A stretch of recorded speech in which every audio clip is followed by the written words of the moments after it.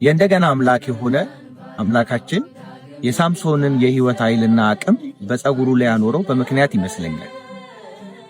እጆቹ ላይ ያኖሯቸው ቢሆን ኖሮ እጅ እንደገና እድል የለውም። እግሮቹ ላይ ቢያስቀምጣቸው ኖሮ እግር ተቆርጦ ዳግም የማቆጥቆጥ እድል የለውም። ቸር ነውና ኃይሉን ያኖረው ቢቆረጥ እንኳን ዳግም ሊያቆጠቁጥ በሚችልበት ስፍራ አምላካችን የእንደገና አምላክ ነውና በሉቃስ 15 ላይ ያለው ያ አባት መጽሐፍ ሲናገር ልጁ በተመለሰ ጊዜ ሮጦም አቀፈው ይላል። ከእረኞች ጋር ከርሞ ጠረኑ ተቀይሮ ሰውነቱ ከርፍቶ የመጣ ልጁን ቀርቦ አቀፈው ይላል። በሰውነቱ ላይ ያደፉ ልብሶችን ሳያወልቅ ጠረኑ ሳይቀየር ከነ ምናምን የሚቀበል የእንደገና አምላክ።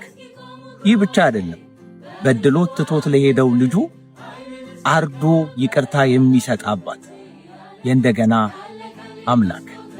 ተወዳጆች በምንም ሁኔታ ውስጥ ብትሆኑ ወደ ጌታ ወደ ምሕረት እጆቹ መፍጠናችሁን እንዳታቆሙ። አምላካችሁ የእንደገና አምላክ ተባረክ። እንደገናን ባያውቅ ዳግም ዕድል ባይሰጥ ማን ይችል ነበር?